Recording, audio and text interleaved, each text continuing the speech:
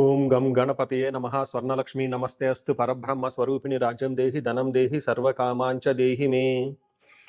గణపతి మనందరికీ మంచి బుద్ధిని సిద్ధిని సక్సెస్ని ఇవ్వాలని చెప్పేసి కోరుకుంటూ, స్వర్ణలక్ష్మి అమ్మవారు మన అందరికీ చక్కగా బ్రహ్మ జ్ఞానాన్ని కలిగించాలని, తద్వారా మనం ప్రతిదాన్ని శోభాయమానంగా చూస్తూ ఎప్పుడు మనకి దుఃఖం అనేది లేకుండా ఉండాలని చెప్పేసి, ఎప్పుడు ఆనందభరితంగా ఉండాలని చెప్పేసి అమ్మవారిని కోరుకుంటూ, అమ్మవారిని అలానే మనందరికీ చక్కగా సమృద్ధిగా ధనాన్ని ఇవ్వాలని చెప్పేసి, భాగ్యాన్ని ఇవ్వాలని చెప్పేసి కోరుకుంటూ, అంతేకాకుండా మనందరికీ రాజ్యం ఖచ్చితంగా ఒక అథారిటీ, పవరు, స్టేటస్, ఒక దర్పం అవన్నీ మనకు అమ్మవారు ఇవ్వాలని చెప్పేసి కోరుకుంటూ, వీటితో పాటుగా సర్వకామార్థ సిద్ధి, మన మనసులో అనుకున్న ముఖ్యమైన కోరికలన్నీ చక్కగా నెరవేరాలని చెప్పేసి అమ్మవారిని మనం కోరుకుందాం. సో మనం జులై మంత్ రాశి ఫలాల గురించి మాట్లాడుకుంటున్నాం కాబట్టి, జులై మంత్ చాలా ముఖ్యమైన అనేక రకాలైన విశిష్టతతో కూడుకొని ఉంది. ఇందులో మనం కొన్ని ముఖ్యంగా చర్చించుకుందాం. ఒకటి, ఈ మాసం వచ్చేటప్పటికి ఫస్ట్ 15 డేస్ నిజ జ్యేష్ఠ మాసంతో ఉంటుంది. తర్వాత ఆషాఢ మాసంతో ఉంటుంది. ఈ జ్యేష్ఠ మాసంలో చాలా వరకు పెళ్లిళ్ళు, ముఖ్యమైన కార్యక్రమాలు ఉన్నాయి. వీటితో పాటుగా ఎప్పుడైతే ఆషాఢ మాసం స్టార్ట్ అవుతుందో, ఇందులో చాలా చాలా ముఖ్యమైన పనులైతే ఖచ్చితంగా ఉన్నాయండి. ఒకటి మనం చూసుకుంటే గురుమూఢం స్టార్ట్ అవుతుంది.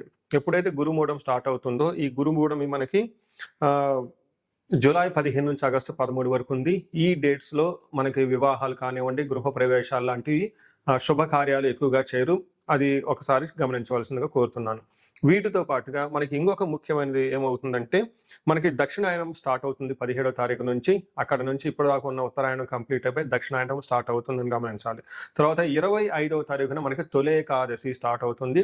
దానికి ముందుగా చాతుర్మాస వ్రతం అని చెప్పేసి 4 మాసాలు ముఖ్యమైన మాసాలుగా చాతుర్మాస వ్రతం కూడా ఇందులోనే స్టార్ట్ అవుతుంది. ఇంకొకటి లాస్ట్ అండ్ ఫోర్మోస్ట్ ఇంపార్టెంట్, ఈ నెల 26వ తారీఖు నుంచి ఈ 14వ తారీఖు నుంచి 22వ తారీఖు వరకు మనకి మనకి ఆషాఢ నవరాత్రులు అని చెప్తారు.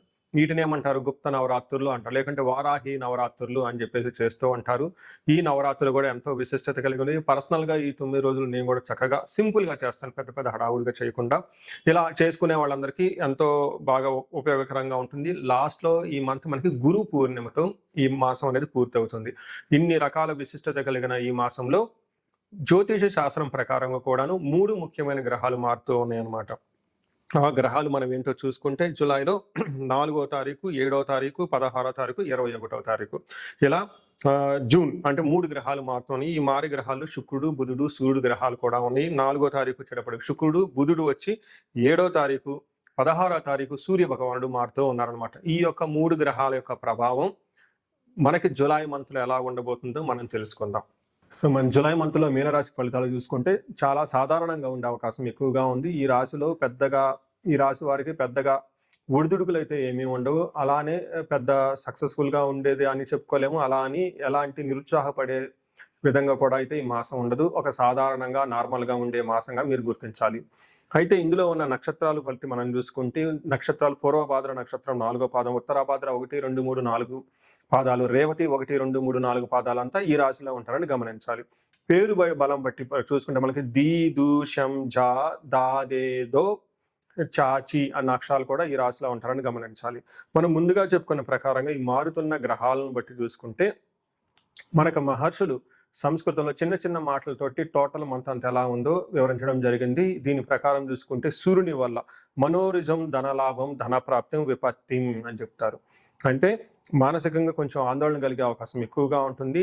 ధనానికి అంబులెన్స్ వచ్చింది, కట్ చేయండి. ఓకే, ధనలాభం విశేషంగా ఉండే అవకాశం ఉంది. కానీ అనుకున్నంత విధంగా ఫలితాలు అయితే మీరైతే అనుభవించలేరు. శుక్రుని వల్ల కొంచెం అనుకోని విధంగా ఆటంకాలు కలిగే అవకాశం ఎక్కువగా ఉంటుంది. ఇది కూడాను లేడీస్ ద్వారా లేదంటే జెంట్స్ ద్వారా ఎక్కువగా ఆటంకాలు కలిగే అవకాశం ఎక్కువ ఉంటుందని గమనించాలి. సో మనం డీటెయిల్స్ చూసుకుంటే, సూర్యుడు 5వ స్థానంలో ఉండటం వల్ల మధ్యమ ఫలితాలను ఇస్తూ ఉంటారు. అయితే ఇక్కడ టైం అది వచ్చేటప్పటికి మీరు అనవసరమైన వాటికి ఎక్కువ టైం స్పెండ్ చేస్తూ ఉంటారు. ఎక్కువగా ఆల్కహాల్ తీసుకోవటం, గ్యాంబ్లింగ్ చేయటం, ఉపయోగం లేని మీటింగ్లు, కాలక్షేపాలు ఎక్కువ చేస్తూ ఉంటారు. వర్క్ అనేది చాలా ప్రొడక్టివ్గా పెట్టుకుంటే మంచిది. మనకి సంస్కృతంలో ఏం చెప్తారంటే, దేహాలాస్యం, మనస్తాపం, సుహృద్వేషం, ధన వ్యయం, బుద్ధి చాంచల్యం ఆప్నోతి, పంచమే రవి సంయుతే అని చెప్తారు. అంటే శారీరకంగా అలసటగా ఉండే అవకాశం ఎక్కువగా ఉంటుంది. మనస్తాపానికి గురవుతూ ఉంటారు. సుహృద్వేషం స్నేహితులతో గొడవలు పెట్టుకునే అవకాశం ఎక్కువగా ఉంటుంది. వీటితో పాటుగా బుద్ధి చాంచల్యం ఆప్నోతి. మైండ్ అనేది కొంచెం అప్స్ అండ్ డౌన్స్తో ఉంటుంది. సరైన డెసిషన్ తీసుకోలేరని గమనించుకోవచ్చు. అయితే ధన ప్రవాహం మాత్రం ఖచ్చితంగా ఉంటుంది. బేసికల్గా సూర్యుడి వల్ల కొంచెం టైం అనేది ప్రాపర్గా అలొకేట్ చేసుకొని ప్రయారిటీ వైజ్గా వర్క్ చేస్తే బాగుంటుంది. ధన ప్రవాహం వచ్చే అవకాశం ఉంటుంది. కుజుడు 3వ స్థానంలో ఉండి వచ్చే 45 రోజులు చక్కగా విశేషమైన లాభాన్ని అయితే ఇస్తూ ఉన్నారు. కానీ ఈ లాభాలు కూడా మీకు సరైన అనుకూలమైన స్థితిలో ఉండే అవకాశం అయితే ఉండదు. అలా అని నిరుత్సాహపరిచే విధంగా కూడా ఉండదని చెప్పుకోవచ్చు. ఇక్కడ కుజుడు మీకు సాధారణమైన ఫలితాలను ఇస్తూ ఉంటారు. అవి కూడాను పాజిటివ్ సైడ్లో ఉంటాయని గమనించాలి. కుజుడు 3వ స్థానంలో ఉంటే ఏమవుతుందంటే విత్త లాభ సదా ఆరోగ్యం ఇష్ట సిద్ధి సుఖావహ.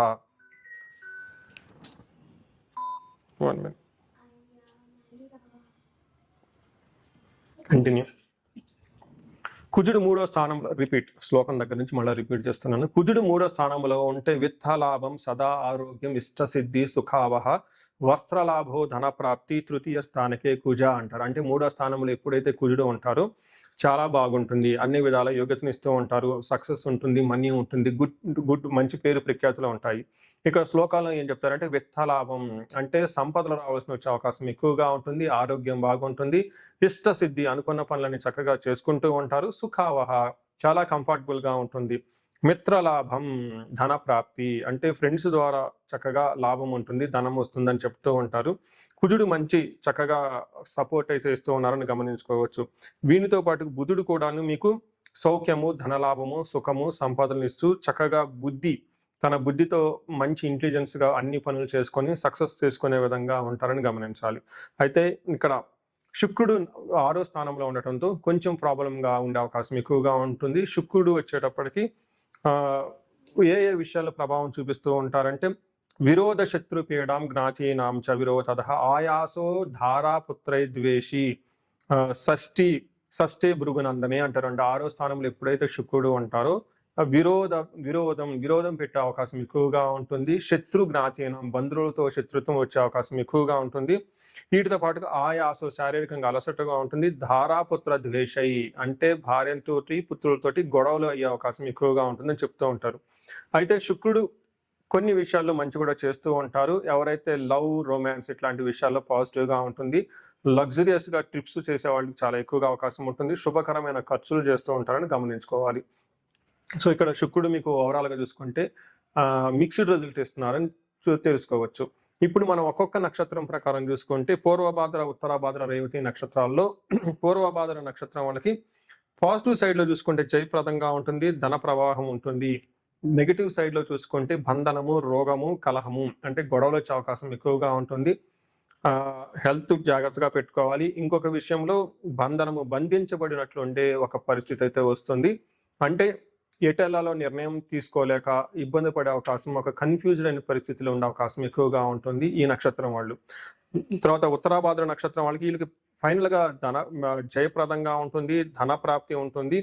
నెక్స్ట్ కలహము, బంధనము, గొడవలు అయ్యే అవకాశం ఎక్కువగా ఉంటుంది కాబట్టి జాగ్రత్తగా ఉండాలి. రేవతి నక్షత్రం వాళ్ళకి జయప్రదంగా ఉంటుంది.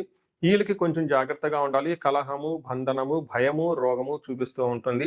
అంటే ఎమోషనల్గా చాలా వీక్గా ఉండి మానసికంగా ఆందోళన, టెన్షన్ పడే అవకాశం ఎక్కువగా ఉంటుంది ఈ నక్షత్రం వాళ్ళు అని చెప్పుకోవచ్చు. సో ఇప్పటిదాకా మనం చెప్పుకున్న వాటిని ప్రకారం చూసుకుంటే ఈ మంత్ ఈ రాశి వాళ్ళకి ఒక సాధారణంగా ఉంటుంది. అది వాళ్ళకి మంచి జరిగినా కానీ లేదంటే ప్రతికూలంగా ఏదైనా జరిగినా కానీ అంత తీవ్రంగా వాళ్ళకి అయితే ఆ స్థితిలో అయితే ఉండవు. వీటి గురించి పెద్దగా ఎక్కువగా మీరు టెన్షన్ కూడా పడని అవసరం అయితే లేదు. ఏదైనా చిన్న చిన్న ఆటుపోట్లు వచ్చినా కానీ వాటి గురించి పెద్ద తీవ్రంగా మీరు ఆందోళన చెందవలసిన అవసరం అయితే లేదు. ఈ రాశి వాళ్ళు ఇండివిజువల్గా పరిహారాలు చేసుకోవాలనుకుంటే వీళ్ళకి విష్ణు ఆలయాన్ని దర్శించుకోవటం, తులసి చెట్టును పూజించటం, శుక్రవారం నియమంగా ఉండటం చాలా అవసరం. వీటితో పాటుగా ఎక్కువగా వీళ్ళకి యోగా, మెడిటేషన్ చేసుకుంటున్నా కానీ చాలా బాగా కలిసి వచ్చే అవకాశం ఉంటుంది. వీళ్ళకి ఏలినాటి శని యొక్క ప్రభావంతో ఉన్నారు కాబట్టి శని పిప్పలాద స్తోత్రం చదువుతున్నా కానీ, ఆంజనేయ స్వామికి సంబంధించి హనుమాన్ చాలీసా చక్కగా రెగ్యులర్గా చదువుతూ ఉండి రుద్రాభిషేకాలు ఎక్కువగా చేయించుకుంటే ఈ యొక్క శని బాధల నుంచి, అలానే ఈ మాసంలో ఉన్న వేరే గ్రహాల యొక్క ప్రతికూల పరిస్థితుల నుండి చక్కగా బయటపడే అవకాశం ఎక్కువగా ఉంటుంది. మీ అందరికీ అష్టైశ్వర్యాలు కలగాలని చెప్పేసి నేను కోరుకుంటున్నాను. పరిహారాల్లో భాగంగా ఈ రాశి వాళ్ళు ముఖ్యంగా నేనేం చెప్తానంటేనండి, ఇది గోచార రీత్యం అంటే గోచార ఫలితాలు అని చెప్తూ ఉంటారు. అయితే మీ ఇండివిడ్యువల్ యొక్క జన్మరాశిలో చూడటం కూడా చాలా ఇంపార్టెంట్. ఈ గోచార రీత్యాలతో పాటు మీకు ఇండివిడ్యువల్‌గా ఉన్న దశాభుక్తి ఏంటి, ఏమైనా శాపాలున్నాయి, ఏమైనా గ్రహ దోషాలున్నాయో జ్యోతిష శాస్త్రంలో ప్రకారం అనాలిసిస్ చేసుకోవడం చాలా ఇంపార్టెంట్. ముఖ్యంగా ఎవరికైతే ఏజ్ 40 ఇయర్స్ +/- 5 ఇయర్స్ ఉంటుంది, అంటే 35-45 ఇయర్స్ ఏజ్ ఉండి మధ్యలో మీకు ఎక్కడైనా కనుక కెరీర్‌లో గ్యాప్ వచ్చినా, లేదంటే అనుకున్న పనులు కాకపోతున్నా, మధ్యలో స్టాగ్నేటెడ్‌గా అనిపించినా, లేదంటే ఏదైనా ఒక గందరగోళమైన పరిస్థితి, కయోటిక్ పరిస్థితిలో మీరు ఇన్వాల్వ్ అయ్యారు, తెలవకుండా అవుట్ ఆఫ్ యువర్ కంట్రోల్ వెళ్తూ ఉంది అనుకుంటే, ఖచ్చితంగా మీ జన్మ జాతకం చూపించుకోవడం చాలా చాలా ఇంపార్టెంట్. ఎందుకు అంటే మనకు మోడర్న్ సైకాలజీలో, మోడర్న్ సైన్స్‌లో ఇది మిడ్ లైఫ్ క్రైసిస్ అంటారు. కానీ జ్యోతిష శాస్త్రం దీనికి చాలా విధాలైన పరిష్కారాలను చూపిస్తుంది. ఈ టైంలో 2 ముఖ్యమైన విషయాలు జరుగుతూ ఉంటుంది. అలా మీ గ్రోత్ గనుక ఆగిపోయి ఉంటే, ఫస్ట్ మీకేమైనా శాపాలు ఉన్నాయా? ఆ శాపాలు ఈ టైంలో యాక్టివేట్ అయ్యాయా అని చూసుకోవాలి. రెండోది, ఈ టైంలో మీకు నడుస్తున్న దశాభుక్తుల యొక్క గ్రహాల యొక్క ఏమైనా దోషాలు ఉన్నాయా? ఈ 2 కారణాలు ఏంటో తెలుసుకొని, వాటికి సంబంధించిన విశ్లేషణ చేసుకొని, చక్కటి పరిష్కారాలు చేసుకొని, పరిహారాలు చేసుకుంటే లైఫ్ 10 అంతలు ముందుకెళ్ళే అవకాశం ఎక్కువగా ఉంటుంది. నా దగ్గరకు వచ్చే క్లయింట్స్‌లో ఎక్కువగా ధనానికి ఇబ్బంది పడుతున్న వాళ్ళు స్వర్ణలక్ష్మి విశేష హోమం చేపించుకుంటూ ఉంటారు. శత్రు బాధలు విపరీతంగా ఉన్నవాళ్ళు మనకొచ్చేటప్పుడు చండీ హోమం చేపించుకుంటూ ఉంటారు. వీటితో పాటుగా ఎవరికైనా హెల్త్ బాగాలేకపోతుంటే ఆయుష్ సూక్తం, మహామృత్యుంజయ హోమం చేపించుకుంటూ ఉంటారు. భార్యాభర్తల కోసం అన్యోన్య దాంపత్య పాశుపత అభిషేకము లేదా విశ్వావసు గంధర్వరాజ హోమము, ఇవన్నీ చక్కగా చేపించుకుంటూ ఉంటారు. ఎలాంటి పరిస్థితులు మీకున్నా, ఎలాంటి సమస్యలు మీకున్నా, లేదంటే ఎలాంటి క్లారిఫికేషన్ మీకు కావాలనుకున్నా కానీ, ఫ్యూచర్ గురించి ప్లాన్స్‌లో కన్‌ఫ్యూజన్ ఉన్నా కానీ, ఒక్కసారి మీ జన్మ జాతకం చూపించుకొని, ఆ జాతకంలో ఏ ప్రకారంగా ఉందని తెలుసుకొని, చక్కటి పరిష్కారాలు చేసుకుంటే లైఫ్ అనేది 10 రెట్లు ముందుకెళ్ళే అవకాశం ఉంటుంది. మీ అందరికి అష్టైశ్వర్యాలు కలగాలని, భోగభాగ్యాలు కలగాలని చెప్పేసి నేను కోరుకుంటున్నాను. నమస్తే.